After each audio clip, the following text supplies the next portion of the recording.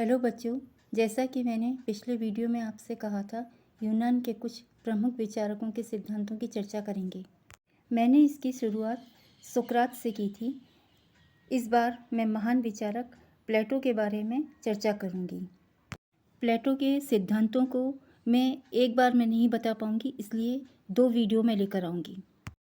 पाश्चात्य राजनीतिक दर्शन के महान विचारक प्लेटो का जन्म 427 ईस्वी पूर्व एथेंस के एक कुलीन परिवार में हुआ था।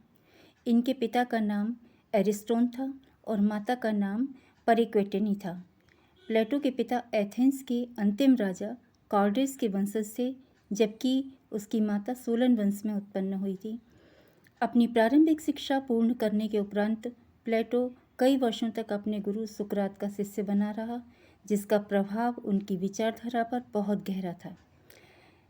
386 ईस्वी पूर्व के लगभग उसने अपना एक विद्यालय खोला।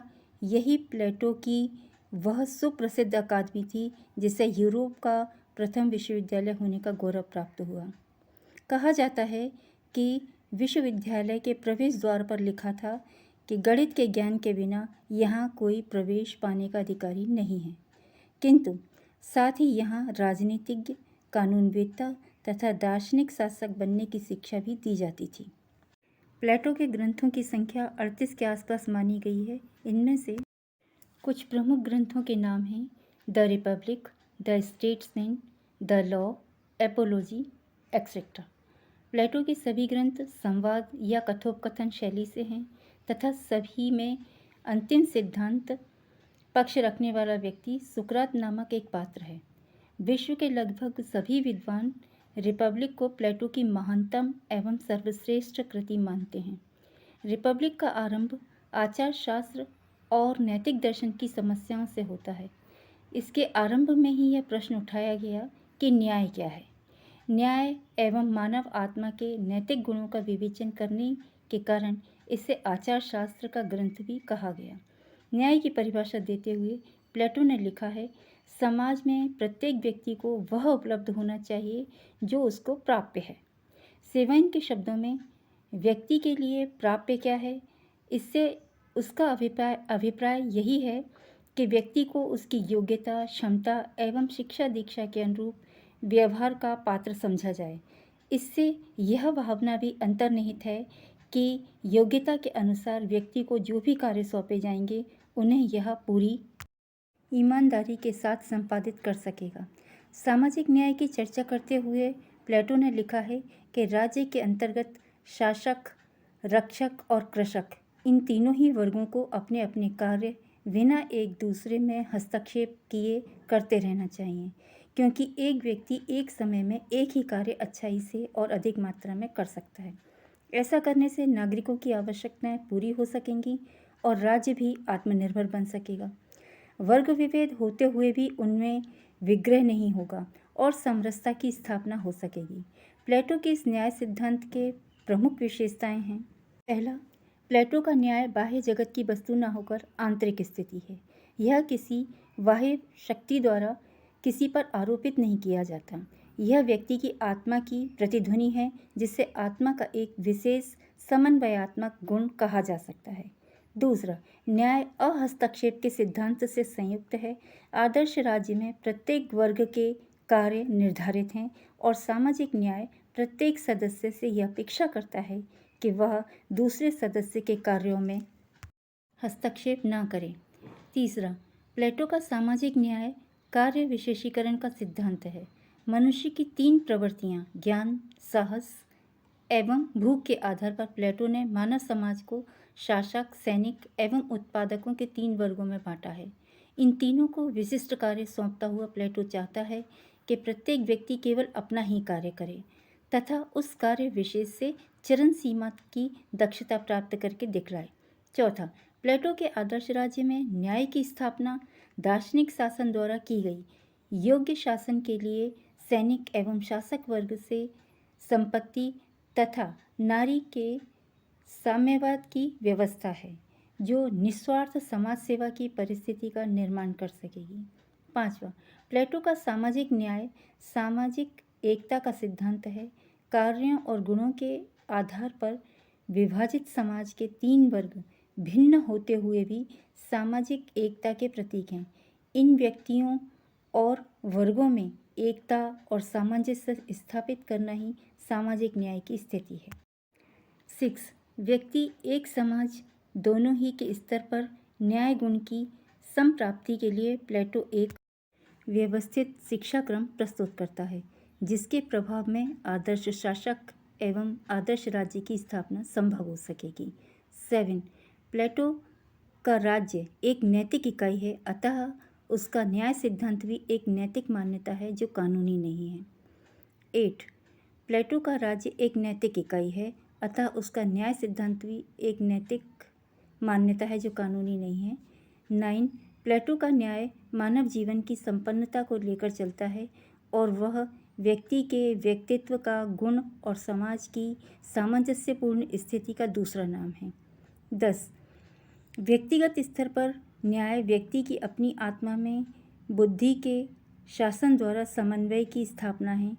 सामाजिक स्तर पर यह व्यक्तियों द्वारा अपने अपने कार्य करते हुए दूसरों के कार्यों में बिना हस्तक्षेप किए सामाजिक एकता को बनाए रखना है। इस तरह न्याय रिपब्लिक का आधार स्तंभ है और प्लेटो की सारी तर्क श्रृंखला का उद्देश्य न्याय के इसी स्वरूप को उद्घाटित करता है। इस प्रकार प्लेटो की न्याय व्यवस्था व्यक्ति और समाज के स्तरों पर अज्ञान और स्वार्थ आधारित संकीर्णताओं से निपटने का एक राजनीतिक अभ्यास है। मैंने आपको प्लेटो के न्याय सिद्धांत के बारे में बताया। अब प्लेटो की शिक्षा सिद्धांत की बात करती हूँ। रिपब्लिक में प्लेटो ने राज्य की आत्मा न्याय माना है और यदि न्याय से हटकर उन साधनों पर विचार किया जाए जिसके द्वारा उसकी सिद्धि हो सकती है, तो इसके लिए प्लेटो ने 2 संस्थाओं की रचना की बात कही है। एक है राज्य द्वारा संचालित की जाने वाली सामान्य शिक्षा प्रणाली और दूसरी साम्यवादी समाज व्यवस्था। प्लेटो की दृष्टि में शिक्षा वह आवश्यक साधन है जिसके द्वारा शासक समरसतापूर्ण राज्य की स्थापना के लिए मानव प्रकृति को सही दिशा की ओर उन्मुख कर सकता है। यह मानसिक रोग को ठीक करने का एक ऐसा मानसिक विज्ञान है जिससे सामाजिक पवित्रता तथा सत्य की अनुभूति मिलती है। शिक्षा का उद्देश्य आत्मा को उस परिवेश में लाना है जो उसके विकास की प्रत्येक अवस्था में उसके उन्नयन के लिए सबसे अधिक अनुकूल हो। प्लेटो ने शिक्षा को जो महत्व दिया है उसका एक स्वाभाविक परिणाम यह भी निकलता है कि शिक्षा को व्यक्तिगत मांग और पूर्ति के व्यापारिक सिद्धांत पर नहीं छोड़ा जा सकता। अतः प्लेटो की दृष्टि में राज्य का सबसे पहला और सबसे महत्वपूर्ण कार्य है शिक्षा देना। प्लेटो की शिक्षा प्रणाली की विशेषताएं।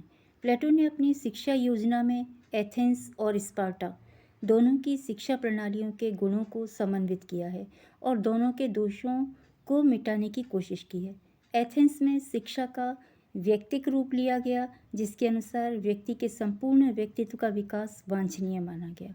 प्लेटो का कहना था कि स्त्रियों और पुरुषों में शारीरिक बनावट के अतिरिक्त मानसिक बुद्धि और क्षमता की दृष्टि से कोई अंतर नहीं है, अतः उन्हें भी पुरुषों जैसी शिक्षा अनिवार्य रूप से मिलनी ही चाहिए। प्लेटो की शिक्षा का दार्शनिक आधार।